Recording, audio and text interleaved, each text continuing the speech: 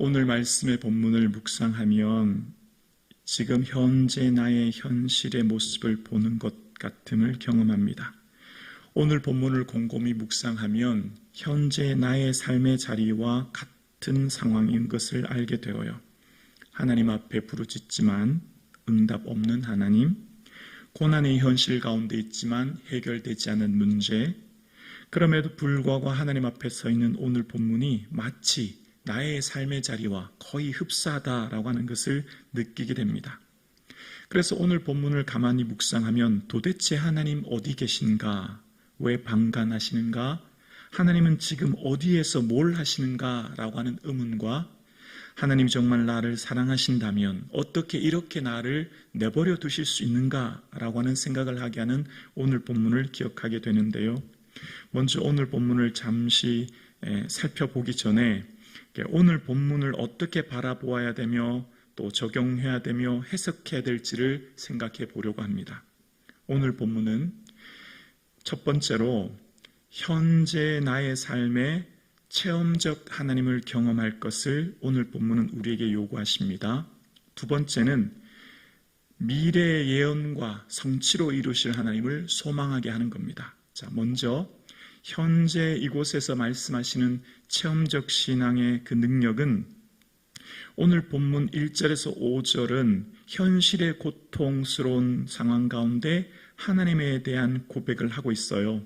하나님이요 라고 시작하는 오늘 본문은 1절에서 5절까지를 가만히 보면 지금 이스라엘이 이방 나라들로 인해서 성전이 더럽혀지고 예루살렘이 돌무더기가 되고 그 예루살렘에 살고 있는 많은 사람들이 새 밥이 되는, 육체가 땅에 버려졌지만 죽은 시체가 되었지만 매장할 자가 없는 현실의 상황을 맞이하고 있고, 그래서 이웃들에게 비방거리와 조소가 조롱거리가 되었습니다 라고 하는 현실의 문제를 직시하면서 이야기합니다. 그러니까 1절에서 4절은 현재에 나타난 고난을 그대로 기록한 겁니다.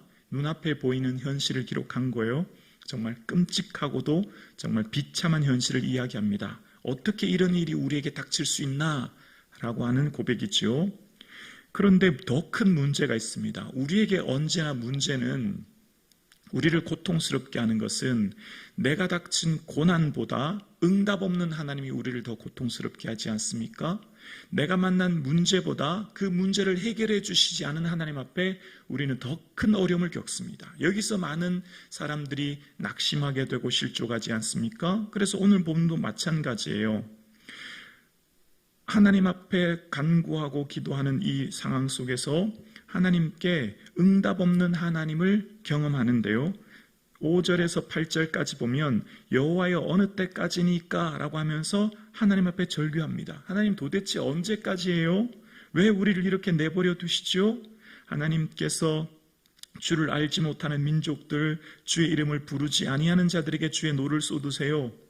하나님, 우리가 매우 가련하게 되었습니다 라고 하면서 하나님 앞에 절규합니다. 그러면서 이 9절에서 12절까지 보면 절박하게 하나님께 기도하고 찾습니다. 하나님이 어디 있느냐고 사람들이 말해요. 우리를 보면서 너희 하나님이 어디 있냐고 말하면서 조롱합니다. 하나님 그들에게 이 고난을 7배나 갚아주세요 라고 얘기합니다. 자, 여기까지가 현실의 문제와 함께 응답 없는 하나님에 대한 절규가 나와요.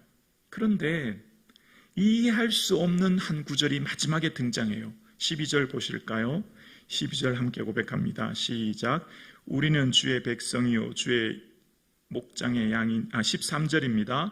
우리는 주의 백성이요 주의 목장의 양이니 우리는 영원히 주께 감사하며 주의 영예를 대대 전하리다. 이게 뭐죠? 아니 조금 전까지 탄식하고 절규하고 어느 때까지입니까? 내 하나님이 어디 있냐고 말합니다 라고 탄식하다가 13절에 이게 뭐죠? 갑자기 영원히 찬양한다요. 영원히 하나님을 대대 전한대요. 이게 이해가 안 됩니다. 그렇지 않나요? 왜 갑자기 13절이 등장하죠? 앞절까지는 응답 없는 하나님에 대한 그 절규와 탄식을 고백하다가 말입니다. 그래서 시편의 말씀을 묵상할 때 하나의 관점은 현재의 체험적 관점으로 하나님의 본문을 경험하는 것인데요. 이건 어떤 상황이냐면 믿음의 선배들인 선지자들의 공통점이 이런 것입니다. 예를 들면 하박국이 그렇지요. 하박국이 여호와여 내가 부르짖어도 듣지 아니하시니 어느 때까지입니까? 라고 막 하나님 앞에 원망하듯 하소연해요. 그런데 1장에는 막 절규하다가 3장 끝부분에 가면 뭐라고 하냐면 비록 무화과 나무 잎이 말을 무성하지 못하며 포도의 나무가 없으며 이러면서 여호와는 나의 힘이시라 내가 여호와라 말미암아 기뻐하며 즐거워합니다. 이렇게 고백해요. 완전히 전과 후가 다르지 않습니까? 앞에 그 탄식 절규하다가 끝에는 비록이라고 하면서 내가 하나님을 즐거워합니다라고 얘기해요. 그 중간에 뭐가 들어있을까요? 그 중간에 하박국 2장 20절에 여호와는 그의 성전에 계시니 온 땅은 그 앞에 잠잠할지니라. 뭐죠?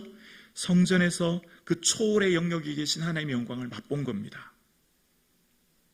하나님 앞에 막 절규하고 부르짖는 이 하박국 선지자가 하나님의 그 영광과 그 능력의 은혜를 경험한 거예요. 그 이해할 수 없는 영광스러운 하나님을 경험한 후에 그 2장을 지나 3장에서 비록이라고 하면서 무화과 나무 잎이 무성하지 못하며 라고 하면서 주 여호와는 나의 힘이시라 나의 발을 사슴게 한다 같이 뛰게 하신다 하나님 기뻐한다 라고 고백해요. 이것은 체험적 신앙으로 주 앞에 선 자만이 경험할 수 있는 겁니다. 이것은 책을 읽어서 알 수 있는 하나님이 아니라 경험적으로 체험적으로 하나님을 맛보는 것인데 그것은 어떻게 해요? 지금 여기에 계신 하나님, 고통스러운 현실 가운데 있는 그 현장에서 그러나 하나님 앞에 절규하는 자에게 응답하신 하나님. 오늘 본문도 마찬가지죠. 아니 12절까지는 막 탄식하고 절규하다가 갑자기 하나님을 찬양한대요. 어떻게 가능할까요? 하나님 앞에 나와 기도하며 하나님 앞에 주를 찾고 주를 간구하는 자에게 주시는 하나님의 은혜를 맛보게 하는 것을 오늘 본문이 이야기하는 겁니다. 그래서 오늘 이 본문은 하나님 앞에 머물러 있어 주의 은혜를 간구하고 찾는 자에게 주시는 자가 경험하는 특별한 은혜, 영원히 주께 감사합니다라고 고백할 수밖에 없는 은혜를 하나님께서 주신다 말씀하시는 이 은혜입니다. 하나님은 지금 여기에 우리와 함께 계십니다. 하나님은 지금 우리의 삶의 자리에 이곳에서 동행하고 계시고 그 하나님은 멀리 있는 하나님이 아니라 여기 있는 그 하나님을 맛보며 경험하며 살도록 끊임없이 우리에게 말씀하십니다. 그래서 우리를 주의 그 자리로 하나님 앞으로 나오도록 초청하시고 주 앞에 나와 주의 얼굴을 찾게 하시고 그 얼굴을 찾는 자에게 하나님 반드시 그 은혜를 경험하게 도와주시고 오늘 하루를 버틸 수 있는, 살 수 있는, 오늘 하루를 견딜 수 있는, 오늘 하루를 인내하며 나아갈 수 있는 그 하늘을 우리에게 주실 줄로 믿습니다. 두 번째입니다. 하나님의 말씀의 관점을 볼 때 하나님께서는 미래의 예언과 성취의 관점으로 말씀을 바라보는 겁니다. 자, 오늘 본문을 다시 한번 곰곰이 살펴보면 오늘 본문에 지금 이 시인이 왜 절규하냐면 이 시인이 닥친 고난이 너무나 큰데요. 1절에서 4절에 닥친 이 어려움은 내가 이것만은 하나님 지켜주셔야 하는데 라고 하는 성전이 더럽혀지고 무너진 거예요. 어떻게 하나님의 거룩한 성전이 무너질 수 있는가? 이 시온의 영광, 하나님이 임재하신 장소는 도저히 무너지면 안 되는 것이고 적들에게 침범당하면 안 되는 곳입니다. 왜냐하면 하나님의 임재의 상징이며 하나님의 시온의 영광이 머무르는 곳이에요. 마치 하나님 앞에 신앙생활 하다가 이것만은 지켜주셔야 하는데 라고 하는 것이 무너질 때가 있어요.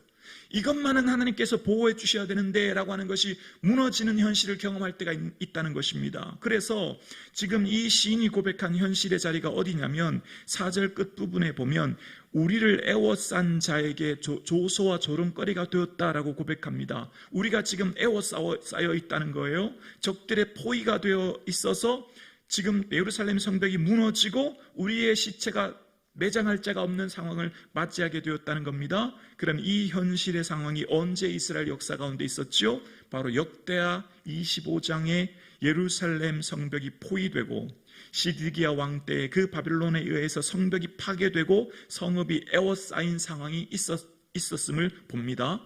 그러니까 예루살렘 성벽이 파괴되고 예루살렘 성벽이 에워싸여 양식이 떨어지고 고통스러운 현실을 그들이 경험한 것을 이 오늘 본문에 등장한 것과 같이 똑같은 현실을 경험하게 되었죠.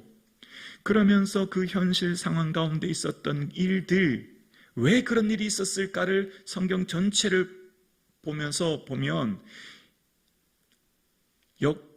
열왕기에 대한 해석은 무엇으로 하냐면 바로 신명기를 통해 하는 겁니다.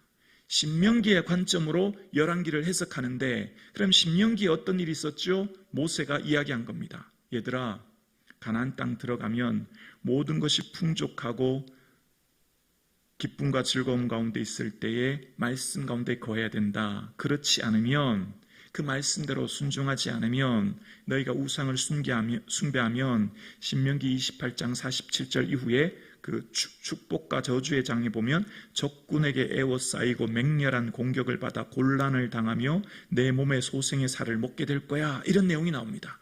말씀대로 살지 않으면 적군에게 포위당하고 에워싸여서 곤란을 당할 뿐만 아니라 몸의 소생의 살을 먹는 끔찍한 일이 일어날 거야. 그게 어디 일어나죠? 열왕기 6장에 나타나고 열왕기 25장에 나타나지 않습니까? 예언과 성취의 관점이에요. 예언한 그대로 성취되는 거죠.